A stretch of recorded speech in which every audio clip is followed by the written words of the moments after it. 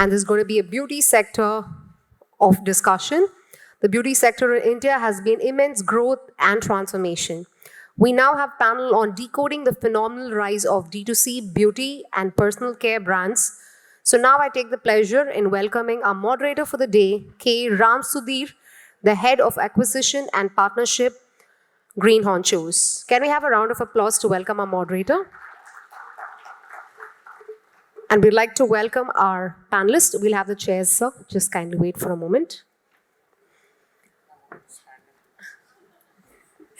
I know a lot of them are tired sitting, I guess. They're like preferring to stand, I understand. So I'd like to welcome the panelists. I would like to welcome Mr. Manish Chowdhary, the co-founder of Wow Skin Science, Body Cupid. Can we have the gentleman on the dais? Mr. Anurag Kedia, the CEO and co-founder of Pilgrim. Would like to welcome you on stage, sir. Stuti Ashok Gupta, the principal of Brand and Vision, Amrutam. Would like to welcome you on stage. Pritesh Ashar, co-founder and CEO of Juicy Chemistry. Would like to welcome Suraj Chowdhary, the co-founder and CEO of Zlade. Mayur Mahajan, the co-founder of Prolixr. Mr. Akash Bhatte, the head of sales, The Man Company.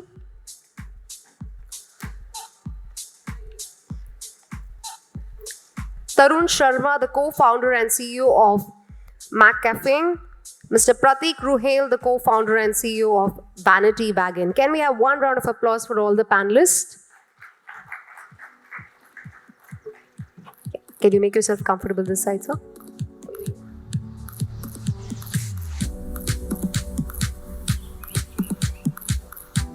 Do you need more chairs?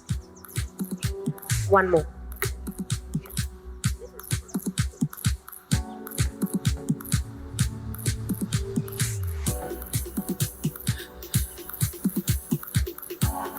So I think this is the longest panelist we have had, and all the best to our moderator. Yeah, we'll have the mic. Can we have the mic, please? And few water bottles. This is one interesting topic everybody's always interested in. So I think it's going to be a really interesting one. So it's over to our moderator.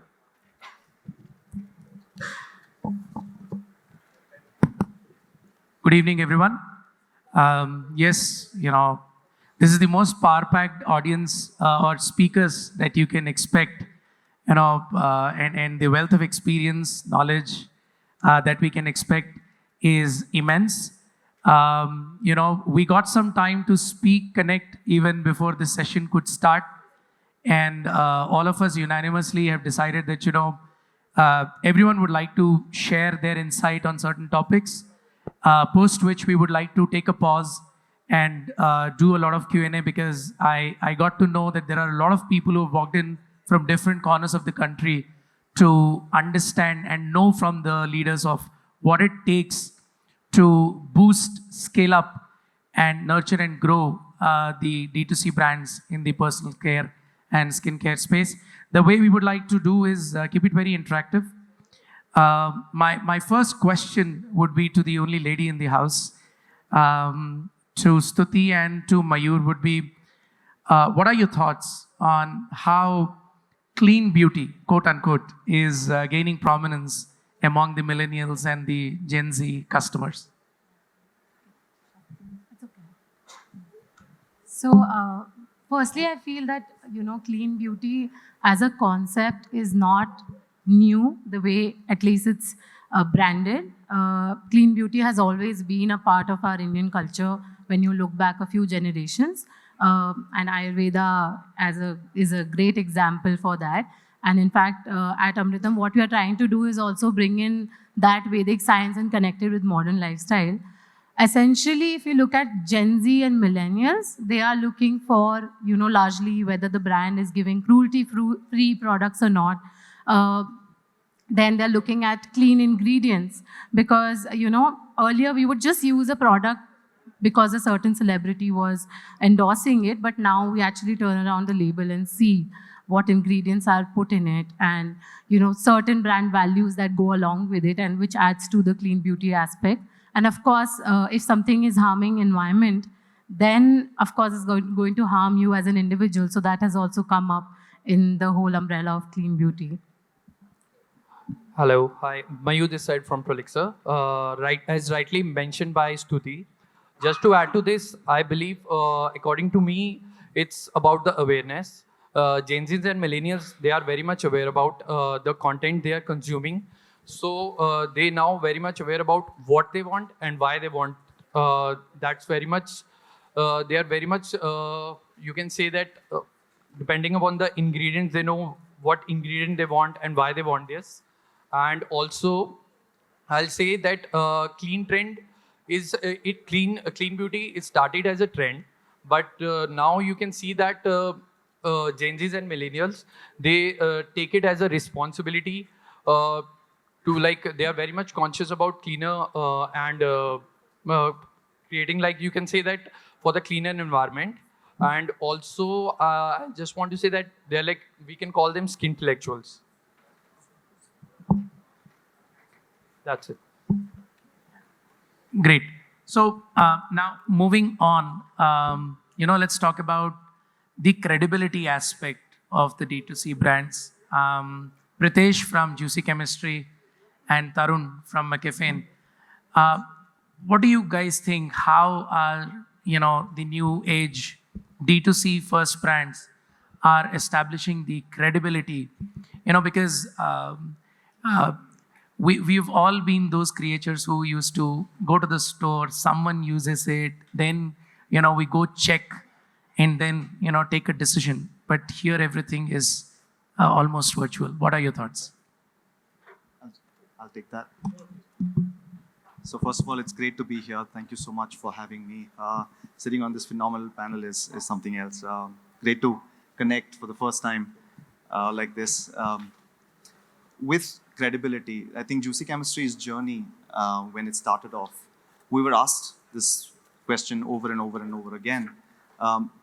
We are claiming to have certain aspects of the product, the result, the efficacy of the product. How do we, as consumers who are shopping online or interacting with your brand for the first time, know that this product is safe, this product is usable, it gives a particular amount of result that you're claiming that this product will give? So we actually took a very, very differentiated approach to this, because we wanted to answer this question for ourselves first, right? Because everybody was in the space to actually give an experience to the consumer. Obviously, the ways could be very different, but for us, when the question was getting asked, how are you different from another brand that's also claiming to be the same thing, we ensured that we looked at ourselves first at an internal level to understand if the product that we are actually creating for the consumer has the credibility, and how do we establish that credibility for ourselves. So when we looked at our production line to be, because we have a back-end integrated production facility, so when we looked at the supply chain, we looked at it and said, we are getting the supply from a XYZ consumer or a supplier. So this is a name given to the product, but how do we know at the DNA level of this ingredient, is it clean, is it organic, or is it free of things that we don't want it to be? So one of the ways we did that was establishing or having a body which was external, right? A third-party agency that could verify this for us, first of all. So our answer to this question was, certified with EcoCert as a certification body, which actually cleaned up our processes internally. So before I could start making claims, I wanted to understand if these claims are actually validated by somebody. So by having our processes changed from the ground up, we were able to put a lot of guardrails that this is how a product needs to be developed, or this is how the product needs to be formulated. The efficacy mentions that we actually do need to be tested by a third-party agency. So every step of the way that we did, may it be efficacy, or it could be the claim that the product has, it could be organic, it could be cruelty-free, it could be sustainable. We actually went ahead and got a third-party agency to come and authorize this for us, or sort of put their stamp of approval on this, so that we could tell our consumer that the due diligence has actually been done on their behalf by this credible third-party agency, which then allowed us to communicate that to the consumer who has never actually experienced the brand. So we went around getting these in place for the benefit of the consumer. Super. Yep. Hi, my name is Tarun Sharma, and the brand name is MCaffeine. I'm one of the founders of MCaffeine. So we get that McCaffeine a lot, but just wanted to clarify. I think on the credibility part, as Pritesh said, efficacy product, right? But at MCaffeine, we believe if you have to define brand is the promise of the value you want to give it to the consumer. So it has nothing to do with the price. It has nothing to kitne paise ka hai, right? It is the promise of the value.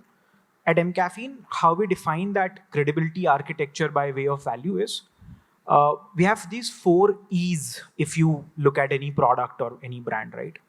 One is efficacy. As Pritesh said, everything to make a product highest degree of efficacious is something which the brand needs to do. So product mein kami nahi ho sakti. You need to make the best product in the world.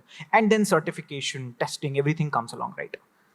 So first is efficacy. Second is ethos. So you need to not test it on animal. You need to use these natural ingredients. You need to be plastic positive. You need to do everything which is right to create a highest degree ethos of the brand, of the product. And this is not just for the product, it is also for your marketing communication. That's a different topic. Outside efficacy and ethos, you need to have an experience in the product. So millennials are the no-saving economy. So if you're building it for millennials, if you're building the new age beauty brand, experience is the paramount stuff people need. They need indulgence. Unko dawai nahi chahiye, right? So at the end of the day, you need to build it in packaging. You need to build in the texture. Everything goes along in the experience. And at the end of the day, as a brand, your currency is not the balance sheet or the P&L. Your currency is the emotional connect with the brand, with the consumers. And that's an invisible space for all of us to acquire. And if that invisible space is acquired, it is equally difficult to topple that space because it is invisible. So efficacy, ethos, experience, and emotion are the 4 E's on which a brand like MCaffeine would work and continue to work harder and harder. And by way of these 4 E's, we try to create the credibility in the consumer's head. Thank you, Tarun, for correcting me. It's MCaffeine. Yeah, and I think that's a wonderful, takeaway of the 4 E's, which can be applied by most of these startups who are at the initial stages. Now, my question to Prateek from Vanity Wagon would be, how do beauty and personal care brands drive performance through the digital and social ecosystem now that you have a marketplace and some of the brands are already listed on your marketplace? Sure. So I'll start off by just quickly introducing myself. So I'm Prateek, the CEO of Vanity Wagon. We are a clean beauty marketplace. So work with a lot of brands that are here and of course many more. So essentially, I think it's a lot about what we were just hearing about credibility. Now, once you've gotten it in your mind that you need to build that credibility, it has to be how you're going to build it. So the best channels for you to do today would be, of course, content and community. The session before this was very clear on that thought that content has to be the central piece, which is what brands are doing today, right? So you see brands creating content that, one, they want to create, and two, their users want to see, right? So content cannot be in silos. I can't create content and expect it to work if it's only in my mind. So brands are doing that today. Any content you see on your social sort of channels, stroke brand websites, stroke television, OTT platforms, it's all about what they perceive the consumers are wanting to consume. And that is the largest piece that helps brands grow today. So content, of course, is a central piece there. And then, of course, second comes community building. So you could build a community through live commerce. You could build a community through social commerce. You could also build a community by doing what exactly Meesho has done, right? So it's a great example how communities are built. And these communities then go a long way in helping D2C brands scale, helping D2C marketplaces like us scale. So I think these two important takeaways would be focus on the content you create, understand your consumer, and give them what you feel is the right sort of content. And then second, of course, is build that community. If you don't work on your community, it's going to be difficult for a brand to keep scaling, right? So that community feeling has to come in. Great. So my takeaway would be the community feeling here. Moving on from a Facebook ad to a giant billboard. I love this line. That's Suraj from Zlade. What we would like to know is, does high repeat purchase justify the high cost of acquisition? We saw in the previous session by Naveen, if a startup is raising funds, the people who celebrate are the Facebooks and the Googles of the world, because maximum money is getting spent there. So yeah, what would be your thoughts?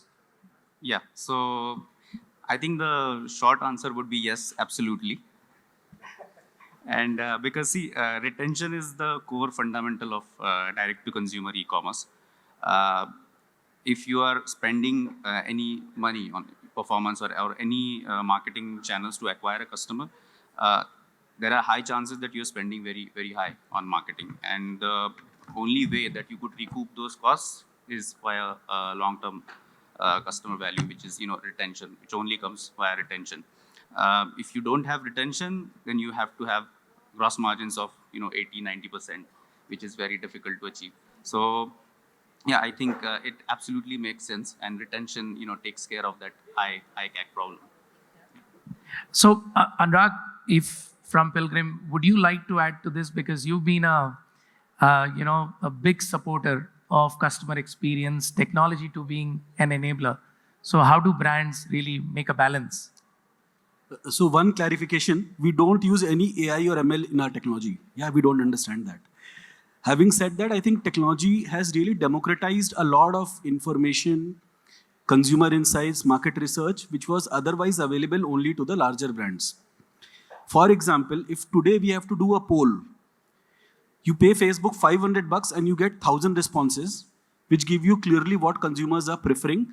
The poll could be about a product name, about a certain ingredient, about certain claims you want to make, because there could be multiple claim offerings you could be making. This could be done from your brand handle. If you're doing it with your community, it is no money at all.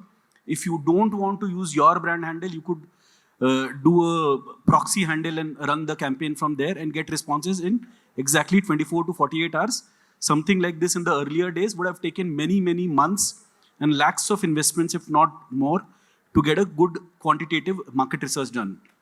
Once you have done that, if you want to test out packaging, even before you have launched the product, you could run a marketing campaign and do a split test of 2 different packaging options on your D2C side and test which packaging is converting better, right?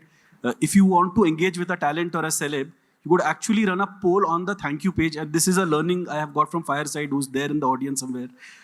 You could actually run a poll on the thank you page, because these are paying audience. These customers have paid to buy a product from you. They will tell you whether a certain celeb or a talent you want to hire, they think whether the celeb or the talent resonates with the brand values or not. And we have run multiple polls when we were trying to think through which celeb options will work for the brand. And the consumers are very clear in terms of what they want for the brand. So the only thing we believe is, consumer को पता है, जाके पूछ लो. हमें जो भी पता है normally गलत ही होता है. The enablement happens because of technology, because technology allows us to reach out to consumers in various forms. Ask consumers sometimes pointed questions, sometimes quantitative, sometimes qualitative questions. Run A/B tests of various kinds at every stage of the consumer journey. You can measure NPS scores across. How was the website purchase experience? How was the delivery experience? 15 days or 1 month later, how was the product efficacy experience? You could be measuring NPS across and then drilling down on whichever parameters you are worried about for a certain product not performing. So which is why we think technology is a great enabler for us. Yeah. So the next one is routed to you, which is how are brands embedding technology into their business? What are some of the new initiatives that the brands are adopting? What would be your suggestion to someone who is in the early stages, and they're scaling up? What would be your thoughts? Yeah, I think, like I said, one is on how to understand consumers, because every step the brand will have a choice. So the classical 4 Ps of what products you want to offer, what pricing you want to sell at, what packaging, what promotion, technology will allow that. Then there is the D2C piece where there is a complete technology stack. We have gone through the journey, and what we have realized is that you go with the standard offerings. If you are starting off, you may not want to try out a lot of experimentative technologies. They are not perhaps suitable for the younger brands like us. Yep. If you are at a certain scale, you may have the bandwidth to try out newer technologies. And I'll share one personal example where we started with Magento. Everybody told us go with Shopify. I think you are also Shopify experts, and we made a mistake. We're now migrating to Shopify. Magento has been a nightmare to manage from a development perspective. Okay, great. Now, we would like to touch upon the sustainability aspect, because everyone really wants, to contribute. Brands really care, and these are those skincare, personal care brands. So, Akash from the Man Company, betting on sustainability, your thoughts. Hi, good evening all.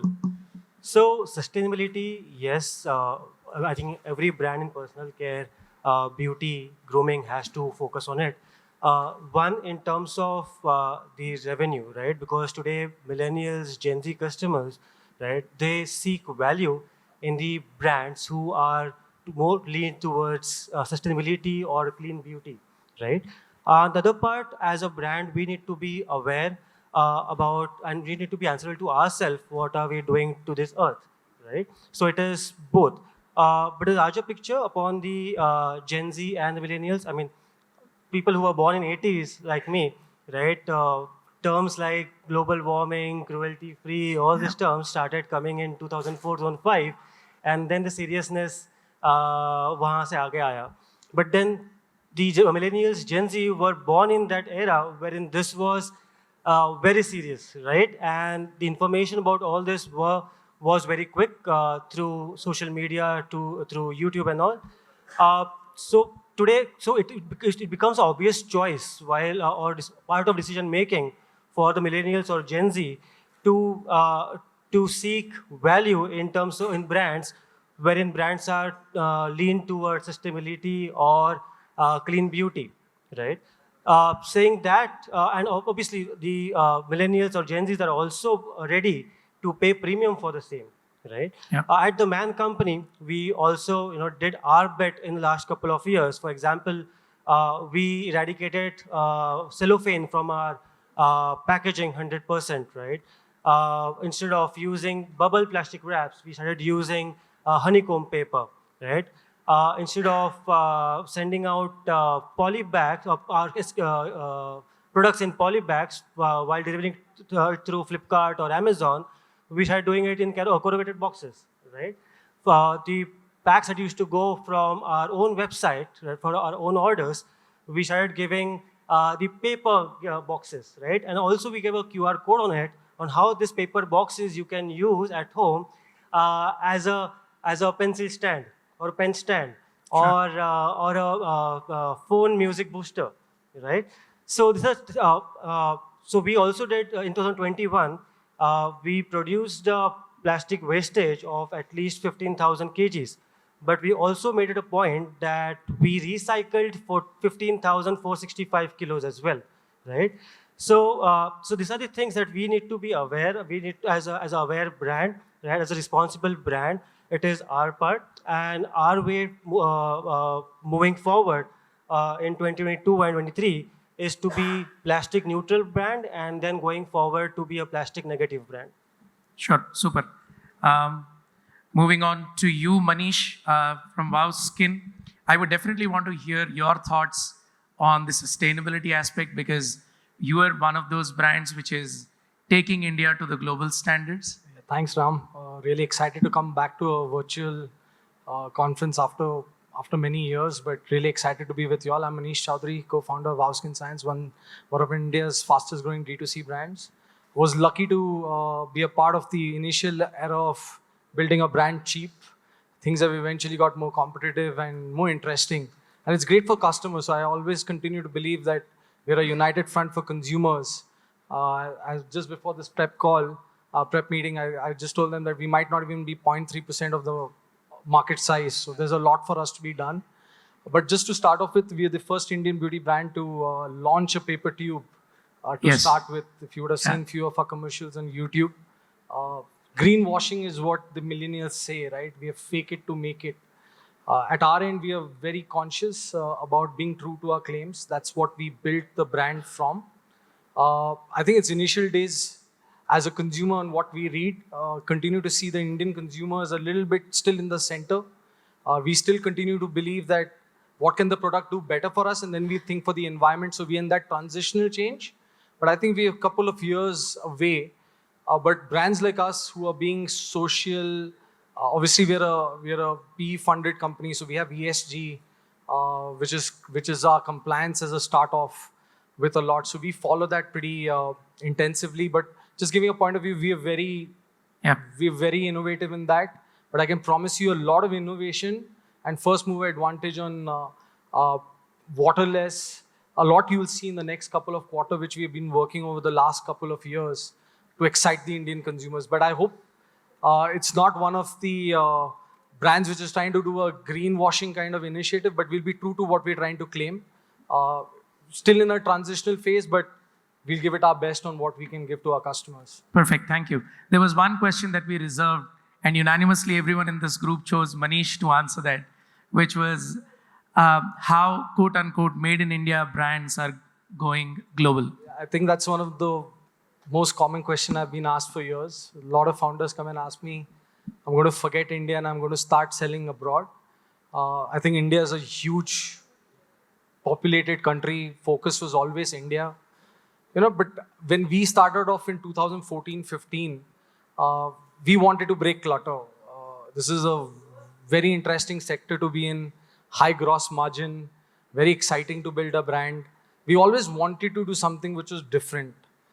Not too sure whether you guys have seen our packaging, but amber and gold is something what we beautified a pharmaceutical bottle. I think we are one of the most ripped off brand today, maybe from large or incoming new brands. But just giving point of view is that we always wanted to do something clutter breaking, and we were lucky enough to do a lot of data read, a lot of screen tests to understand what consumers are searching for, and we built something which was beautiful to start with. But along the way, today we are a D2C brand. I continue to believe in two things, which is there. One is there are two eras of a brand. One is the Doordarshan era of brands. We all know which are the Doordarshan era of brands. And we all are proudly the YouTube era of brands. And the YouTube era of brands are forced to go global. And we were one of those which have taken that route. And I think it's a compulsion to go. We started off very lean, but our LinkedIn messages were just going berserk. Even till date, I get inquiries from globally on countries which even I have not heard, even the smallest ones. That's the power of the internet today. And I think it's not the only wave that we have taken part, but I want to give inspiration to all of you guys to also think, but at the right time. India continues to be a very large market for us. But when we started off, and we as Indians, sorry to say that, we love to discount ourselves too cheap, right? We always say, Indian maal hoega to bikega nahi. But I think we went and did the opposite there. To start with and to give you guys inspiration, Korea is known for the K-beauty. Japan is known for the J-beauty. We are the land of Ayurveda. And we should be able to missionize to become the I-beauty of this country, right? And that is something what we are all on a mission point of view on. Yeah, perfect. Thank you.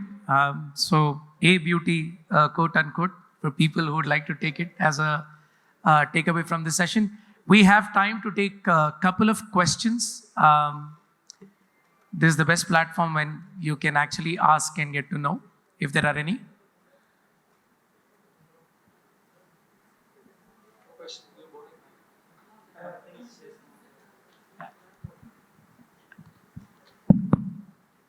Good evening, everyone. This is Sushil, co-founder of MPF Style Club. I run a men's lifestyle company. My question to you is, what is the key differentiator in men versus women, personal and beauty care? And what are the key trends that you are seeing in men's beauty and personal care segment? Thank you. Anyone in specific that you would like to hand over the mic to? We can do that. whoever actually is part I of the heard man-related the man ecosystem. company. So Akash. Okay. So for us, it was a journey, right? Grooming, men's grooming was something which was very, very new 6.5 years back. The only product which was available at that time was something was Fair and Handsome or Gillette, right? When we actually launched the first beard oil, right, we used to get questions कि इसको पानी में मिला के पीना है या इसको दूध में मिला के पीना है या डायरेक्ट कंज्यूम करना है. So we had to educate the customers over there that this has to be directly applied on the skin, right? And from there, in the 6 years, because of the internet, power of internet, and the awareness that has spread in men's grooming, that today customer asks us that when are you launching products with hyaluronic acid in it, or vitamin C in it, or when are you launching products with ingredients like moringa, right, or a black seed oil. So now women over here on the counterpart always knew about beauty, right? So it has been there for 30-40 years now, right? Since L'Oreal and all these companies have came into India. But for us, it has been a longer journey, right? But I am sure that it's going to get better from here. Super. I think we Maybe a can free take one more advice. question. Yes. Don't forget a male in your business model. Don't forget a man in your business model if you want to make it Yeah, large. and Tarun wants to say something. I think so. MCaffeine is a gender-neutral brand, and when we say gender-neutral, we are not a unisex brand. If this country allows another gender, we should be inclusive of it because ethos are of high degree. What we realized over 4 years is that men are easy to please, but difficult to engage. Women are easy to engage, but difficult to please. And if we can work on the difficult part via our strategies of social, digital, physical, whatever it is, I think there is immense amount of value to be unlocked. Since you asked about both the genders, I think that's what we learned over 4 years. और कैक का mail में कैक भी कम है तो थोड़े बहुत पैसे बच जाते हैं शायद. Yeah. Yes, Also please. the way the consumers, the buying behavior, right? So women, when they go to the stores, they have a planned way of buying, right?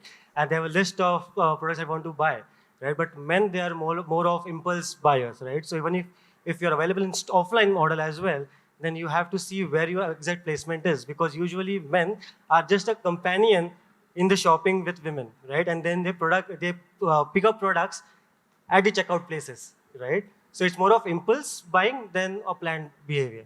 So you mean to say men are worth buying something? Men are also worth buying, some of the grooming items. Yeah, great. Yes, please. Hi, I'm Neha from KPMG. I originally intended to ask one question, but now I have two because we are talking about gender-specific shopping behavior also here.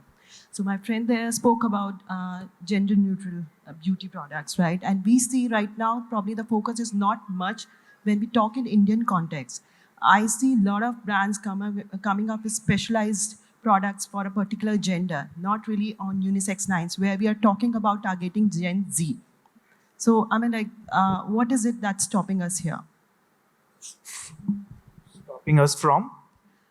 Having more gender-neutral options, because still we are talking about female beauty products and male beauty products, and market is still flooded with such gender differentiations. So, to answer your question, Amrutam products, most of them are actually gender neutral. What we have seen as a pattern is that mostly women buy for the house, and then men also use it, and we get to know through reviews that we used your hem spa, or my husband loves your this product, or my father uses your hair oil. So all of that happens, but here what I feel is there are three people, like one is a buyer, one is a payer, and one is a user.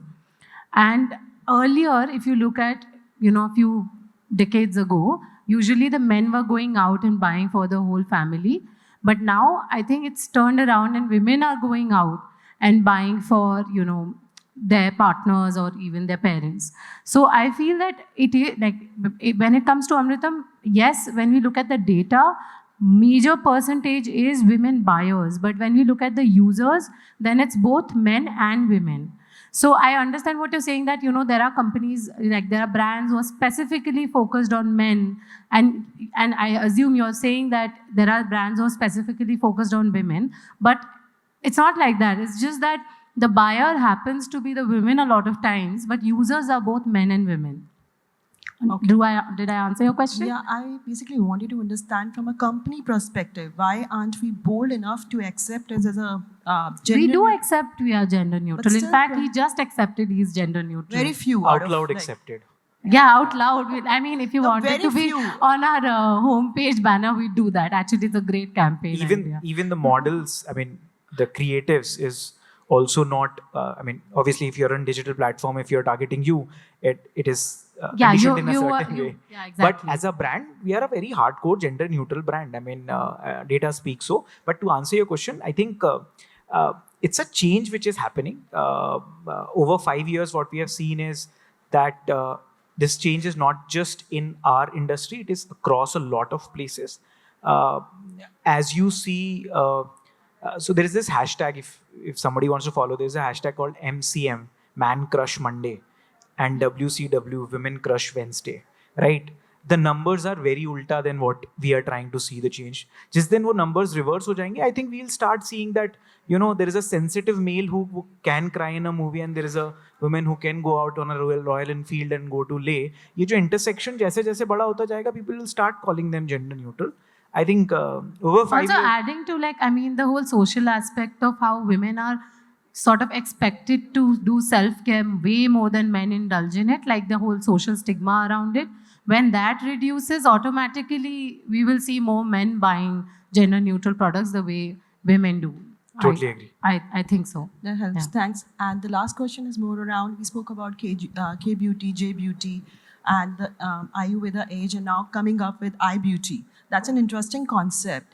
So K-beauty beauty got a push from BTS. So here we don't have a BTS. So what's our plan?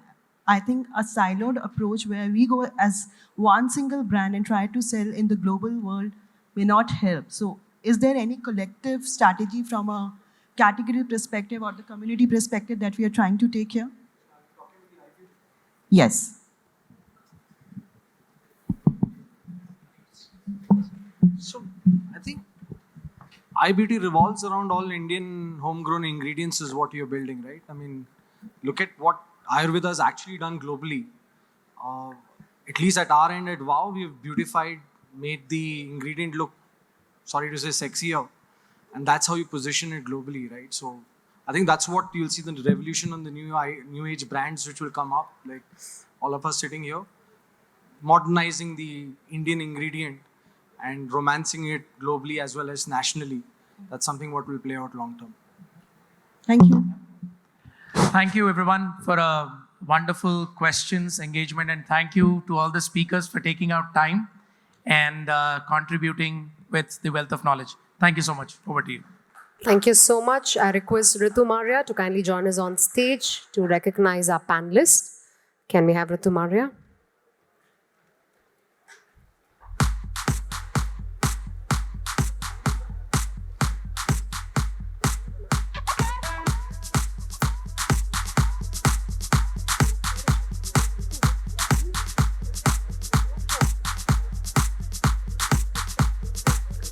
Can we have Ritu Maria on stage, please?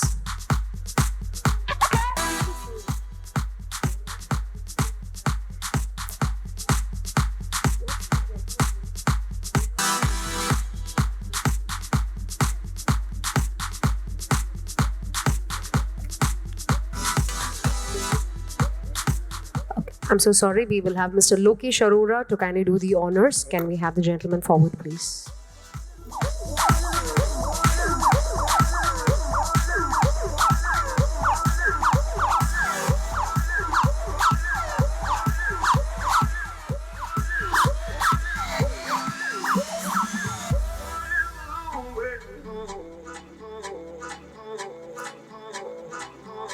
So could you pose for the picture, please?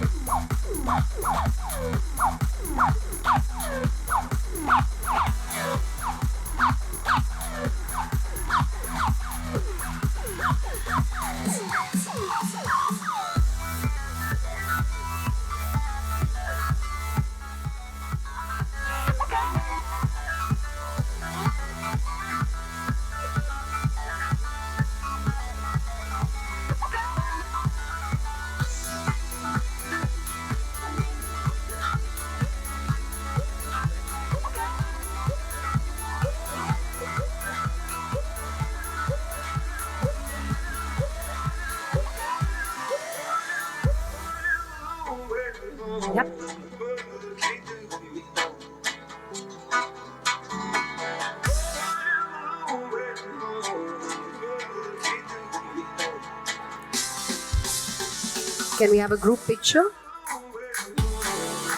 Request everyone to pose towards the camera.